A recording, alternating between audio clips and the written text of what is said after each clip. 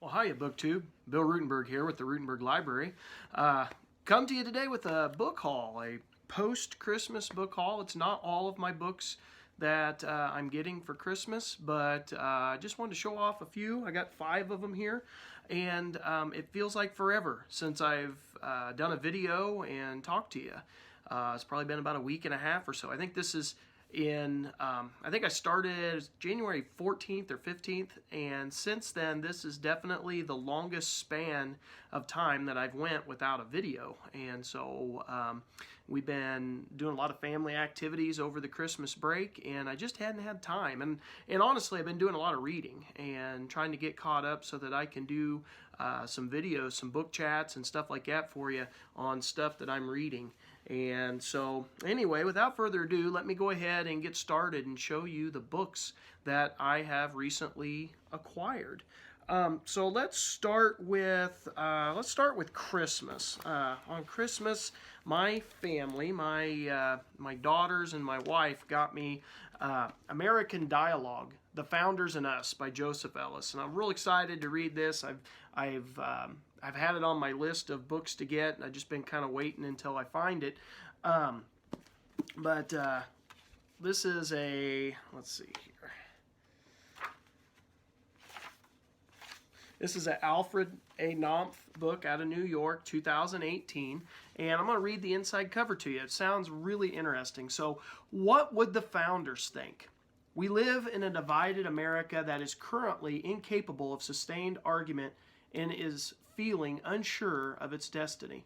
Joseph J. Ellis, author of the Pulitzer Prize-winning Founding Brothers and the recent best-selling The Quartet, explores anew 4 of our most prominent founders, in each instance searching for patterns and principles that bring the lamp of experience to our contemporary dilemmas. Ellis discusses Thomas Jefferson and racism, John Adams and economic inequality, James Madison and constitutional law, and George Washington in foreign policy. Just as the founders went back to the Greek and Roman classics for seasoned wisdom in their time, Ellis takes us back to America's founders and our classics. In his compelling narrative voice, Ellis confronts the obstacles blocking discussions about our emerging multiracial society, the inherent inequalities of a global economy, the original meaning of the founders' words, and the impossible obligations confronting the one superpower once the moral certainties provided by the Cold War have disappeared. Ellis reminds us that the founders' greatest legacy lies not in providing political answers, but in helping us to find a better way to frame the question. And so I'm really excited to have this book. I like Joseph Ellis. If you follow the channel, you know that I've got most of his books, not all of them, but most of them, and I've enjoyed every one that I have read. He's also fun to watch. If you get on YouTube, you can just put in his name, and there's all kinds of book talks and discussions that he does. So anyway, I'm real excited about this. The next one that I got was on Christmas, and this was from my mother-in-law and her husband. They got me this. It's The Loyal Son: The War in Ben Franklin's House by Daniel Mark Epstein. And so real excited to have this. This has also been on my list. And it is let's see here, a Ballantine Books out of New York, and it's from the year 2017. And of course, right now, our kids at school, my 8th grade, we're going through Revolution stuff, and I'm about ready to hit this. So this is going to be a nice topic for what I'm currently teaching. So I'm pretty excited about that. The inside cover on this one says, "The dramatic story of a founding father, his illegitimate son, and the tragedy of their conflict during the American Revolution, from the acclaimed author of The Lincolns." Ben Franklin is the most lovable of America's founding fathers. His wit, his charm, his inventiveness, even his grandfatherly appearance are legendary. But this image obscures the scandals that dogged him throughout his life. In The Loyal Son, award-winning historian Daniel Mark Epstein throws the spotlight on one of the more enigmatic aspects of Franklin's biography, his complex and confounding relationship with his illegitimate son, William. When he was 24, Franklin fathered a child with a woman who was not his wife. He adopted the boy, raised him, and educated him to be his aide. Ben and William became inseparable. After the famous kite in a thunderstorm experiment, it was William who proved that electrical charge in a lightning bolt travels from the ground up, not from the clouds down. On a diplomatic mission to London, it was William who charmed London society. He was invited to walk in the procession of the coronation of George III. Ben was not. The outbreak of the American Revolution caused a devastating split between father and son. By then, William was a royal governor of New Jersey, while Ben was one of the foremost champions of American independence. In 1776, the Continental Congress imprisoned William for treason. George Washington made efforts to win William's release, while his father, to the world's astonishment, appeared to have abandoned him to his fate. A fresh take on the combustible politics of the age of independence, The Loyal Son is a gripping account of how the agony of the American Revolution devastated one of America's most distinguished families. Like Nathaniel Philbrick and David McCullough, Epstein is a storyteller first and foremost, a historian who weaves together fascinating incidents discovered in long-neglected documents to draw us into the private world of the men and women who made America. And so that's going to be a great book. That's definitely a interesting relationship. You know, you talk about the American Revolution as a war of, the future United States versus Britain, and really it was a civil war, Great Britain against Great Britain, because we didn't start out as the United States. That comes later. And this is definitely, when you look at a civil war, it's always brother against brother, father against son. Well, here it is, father against son. And so that'll be a really good story. I'm looking forward to that one. And these next three books I got at the Dollar Tree, $1 a piece. The Dollar Tree sometimes it's kind of hit and miss. Sometimes you can pick up some good ones. Sometimes they are not. And so I found three of them that I thought looked real interesting. And this first one is a nonfiction, and then the other two are fiction.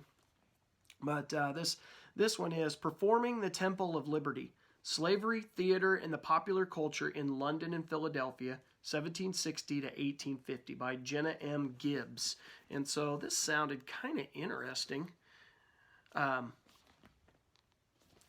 me read this cover. Well, it's from John Hopkins University Press out of Baltimore, and it is a 2014 book. And so this book on the cover says, Jenna M. Gibbs explores the world of theatrical and related print production on both sides of the Atlantic in an age of remarkable political and social change. Her deeply researched study of working class and middling entertainment covers the period of the American Revolution through the first half of the 19th century, examining controversies over the place of black people in the Anglo-American moral imagination. Taking a transatlantic and nearly century-long view, Performing the Temple of Liberty draws on a wide range of performed texts as well as ephemera, broadsides, ballads, and cartoons, and traces changes in white racial attitudes.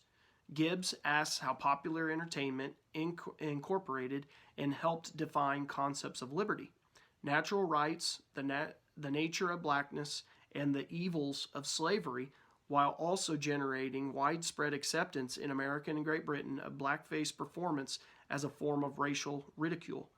Readers follow the migration of the theatrical texts, images, and performers between London and Philadelphia.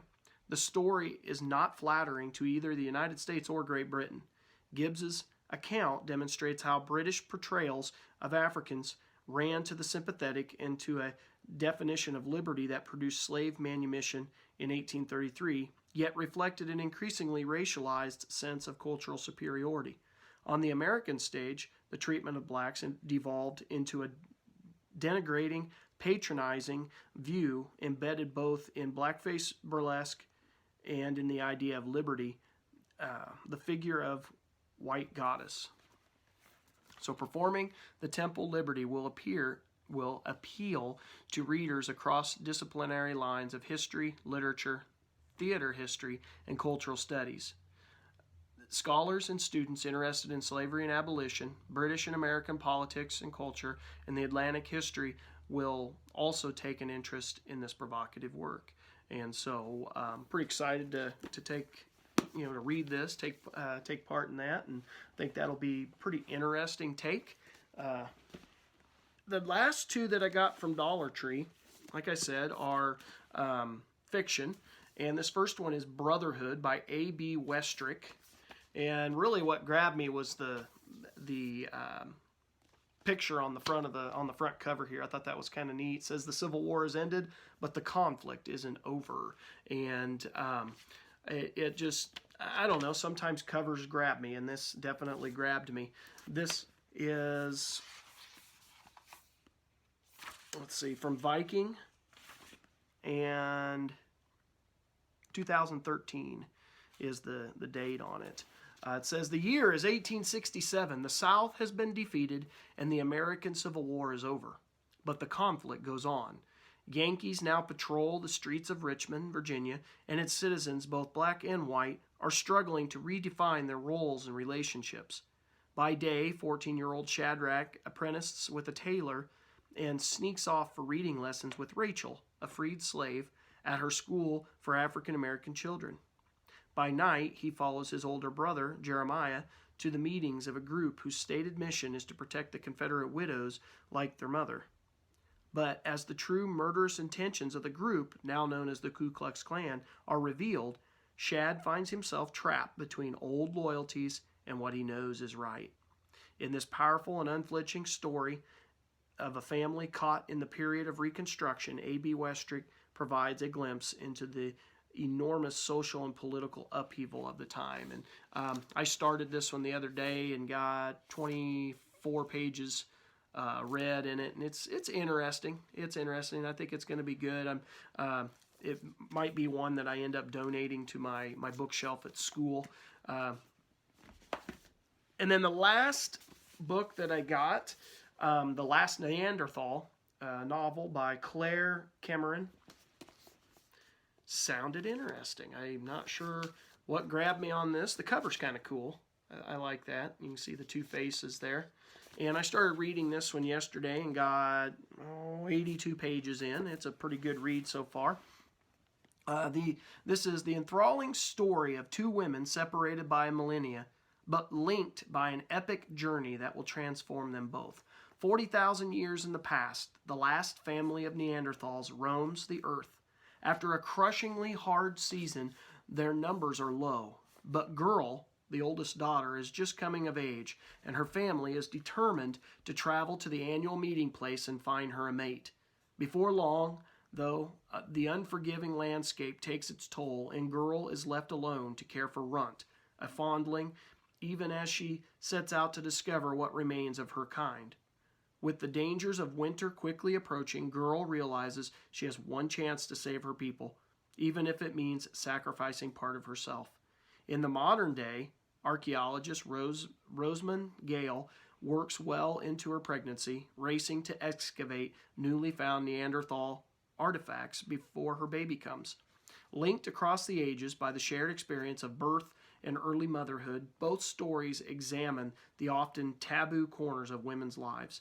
Drawing on the latest science to explore a misunderstood people, acclaimed author Claire Cameron has penned a haunting, suspenseful, and profoundly moving novel that asks us to reconsider what it means to be human. And this was, like I said, I started reading this, and it's pretty interesting. It's got two different storylines, like it said in the introduction there. It's got two different storylines. One's with the Neanderthal time period, and the other one's in the current day. And they're going to meet up here. I've gotten the archaeologist has found the bones, and they've got the storyline going with the Neanderthal girl. But anyway, interesting story. I'll have to let you know how it ends up. I should have this done here in the next couple days because it's a pretty short book. But anyway, those are 5 books that I got this Christmas. I have another one coming in the mail that I am super, super excited about. and that is Frederick Douglass, Prophet of Freedom by David Blight. And I'm real excited about that, and I will show you guys that book when it comes in. It won't be in for a couple weeks because the mail's just not moving very fast, but ordered that with some Amazon money I got for Christmas. But I hope you have found these books interesting. Like I said, when I get them read, I'll let you know what they're all about, what they're like, and try to do book chats on most of them. I hope everybody out there is doing great. Sorry for the delay in videos. Try to make things a little bit more regular here in the next couple weeks. So BookTube, I hope everyone's having a great day. Thank you for watching, and until next time, happy reading.